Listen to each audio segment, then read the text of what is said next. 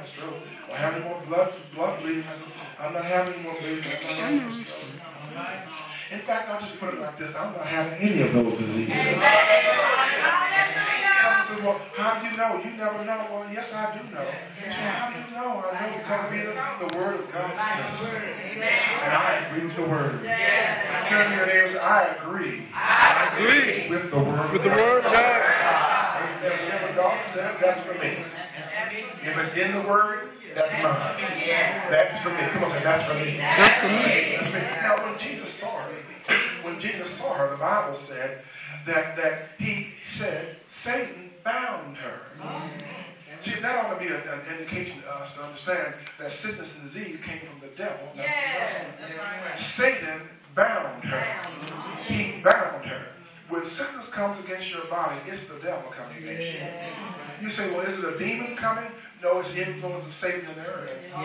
And you have a right and a responsibility to what? Rebuke it. Rebuke it. Amen. It may come, but it doesn't have to stay. Mailman may bring you some mail, but you don't have to open up a letter. Now, so Satan, in fact, the Bible says like this in Acts 10:38. You can write that down. Acts 10:38. It says talking about Jesus, how God, ever say God? God. God anointed Jesus of Nazareth with the Holy Ghost and with power. And he went about healing all. Everybody say all. That meant there was nothing, Mother say nothing that he couldn't heal. He healed all that were what? Oppressed of the devil. But the Bible says, for God was with him. When we talk about the weapons of our warfare, we must constantly remember that the number one weapon that God gave us is God himself.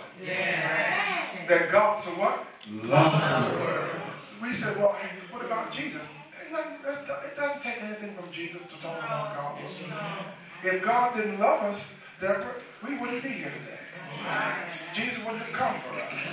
It was the Father's love. I remember reading a little story about the boy who went to heaven. And he's now 13 now, but he was 3 or 4 when he went to heaven. And he died.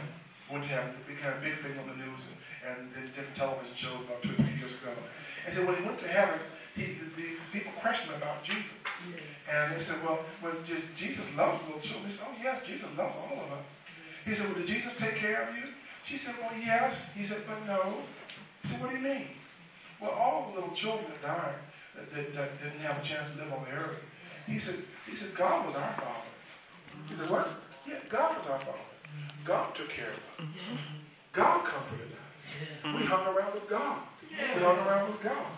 See, it's God that so loved the world that he what? His only begotten what? Son. He gave Jesus because he what? Loved us. We have to know and believe, 1 John 4:16 says, that the Father loves us. Amen. The Father, because the Father loves us. So it was God who anointed Jesus with the Holy Ghost and power, who went about doing good, healing what? All that were oppressed of the devil. For the Bible says God was with him. When you get to Acts 10:38, underline those words. God and God was with him. God and God was with him. Because it's God with you that enables you to be healed. It's God for you that enables you to overcome your enemy. It's God on your side that enables you to know that every prayer you ask of him, he takes very personally. And he wants and he will answer in manifestation.